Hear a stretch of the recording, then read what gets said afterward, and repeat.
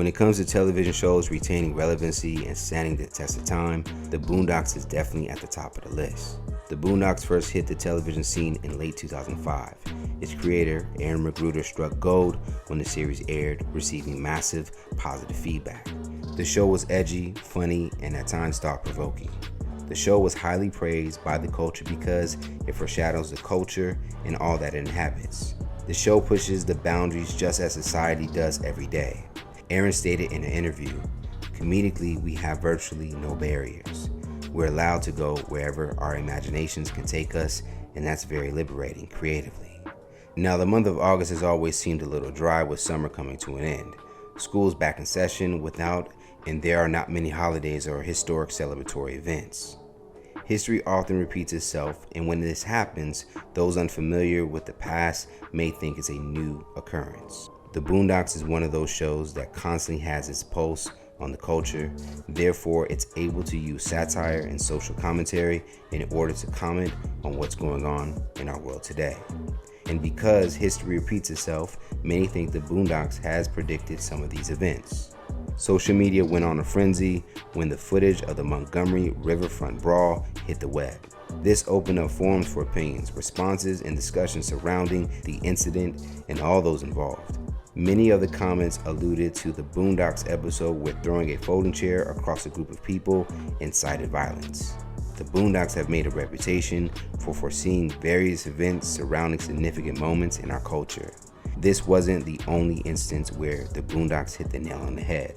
Let's take a look at the times the Boondocks predicted the future. Number 1, Tom, Sarah, and Usher.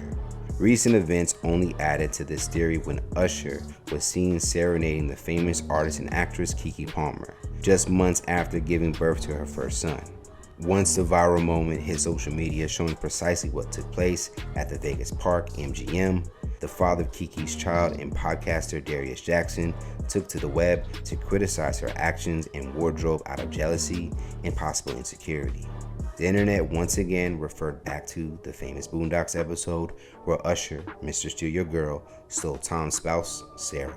Tom cried out for her in the rain while ironically singing Usher's Let It Burn. Number 2, the fried chicken flu. Another example was when Popeyes unveiled their new state-of-the-art spicy chicken sandwich. The world had seemingly lost their minds.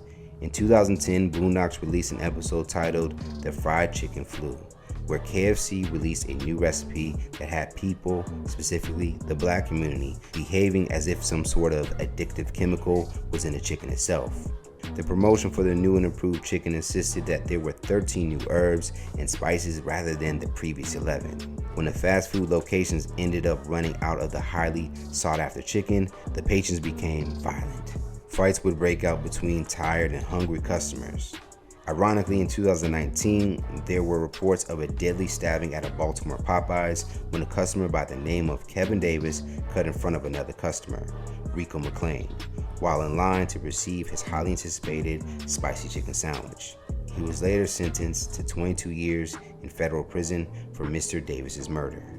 Number 3, the mystery virus. In the same exact Boondocks episode, there's an outbreak of a mystery virus spreading at an alarming rate, infecting millions of people. Although the series depicted their pandemic was born by the consumption of chicken, it was a global pandemic nonetheless. Almost exactly 10 years from the air date, we were in the beginning of our own pandemic that claimed the lives of over 6 million people, according to the World Health Organization. Number 4, the trial of R. Kelly. One of the biggest conspiracy is the R. Kelly trial episode, still one of the most popular episodes today. R. Kelly is placed on trial for a disturbing video of him urinating on an underage woman, an incident that originally took place in 2002. He was later indicted with child pornography charges, but in 2008 was found not guilty of all 21 counts, but this was far from the end for Mr. Kelly. The Boondocks episode predicted that Kelly would be acquitted of all charges and that his obsessive fans would protest on the outside of the courthouse while he was on trial, reciting some of his most famous lyrics while two-stepping in the parking lot. In more recent years, there was a documentary released titled Surviving R. Kelly, where Kelly's name and reputation are completely destroyed and put through the ringer based on testimonies from former victims of his abuse and those in his inner circle, along with many people in the entertainment industry. The R. Kelly trial episode had no choice but to resurface and be compared to the current events of then. Just coming off of the conspiracy episodes of COVID-19 and the Popeyes frenzy, people were considering if Aaron McGruder was some sort of pop culture prophet. Number 5, the chair throw.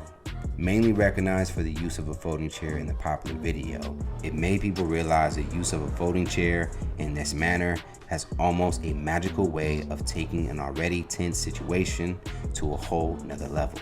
Back in 2010, we were shown an exaggerated but accurate depiction of how big of an instigator a folding chair could be on the now legendary Boondocks. The Boondocks has a reputation for foreseeing events surrounding significant moments in our culture. The show pushes boundaries just as society does every day. Could this just be that these episodes were a coincidence, or could the creator of pop culture television have some sort of all-seeing eye? As entertaining as it is, it's pretty far-fetched, but makes you wonder when the episodes and real-life situations are only separated by a minor detail or two. The civil rights movement began in the 1940s and lasted up until the 1960s.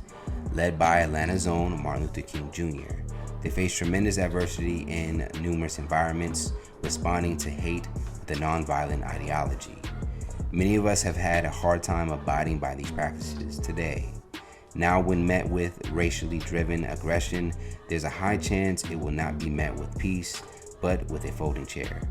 Some would attest that this isn't what MLK had wanted and might be accurate. Just look at the receipts. He had people burning stakes in his yard, threatening his family and physically attacking him, but he exceeded his stance on nonviolence. He had a dream, a goal for this world. Unfortunately, he wasn't able to see it come to fruition, but we all know he would have loved to bear the fruits of his labor. There are many just like him, fighters who never got to see the fight won, inventors never saw their creation at peak usage. Take Nathaniel Alexander as an example, the inventor of the folding chair in 1911. If Nathaniel could see what the creation was used for today, I imagine a smile would spread across his face and a respected nod of approval. The Montgomery Brawl wasn't the first time we've seen folding chairs fly, but by the looks of it, it won't be the last. This use of the folding chair has almost a magical way of taking an already tense situation to a whole nother level. Over the years, the Boondocks has been highly regarded as one of the most influential shows of our time. Since then, Aaron McGruder has parted ways with the show and released a statement right before the air release of season 4, shocking the world that he no longer would be involved with the widely involved series. This was due to speculated reasons for disagreements between Aaron and the production heads of Sony regarding scheduling and the search for talent expansion. Recently, the popular show was set to make a comeback for season 5, but was quickly shut down after the passing of both John Witherspoon, the voice of Granddad, and Ian Alexander, Regina King's oldest son. There were 2 massive losses to the Boondocks family. It seemed that there was no way they could move forward with a new revamp. And as for now, we will have to treasure the episodes that we've grown to love and admire, and be on the lookout for the next episode that comes to fruition.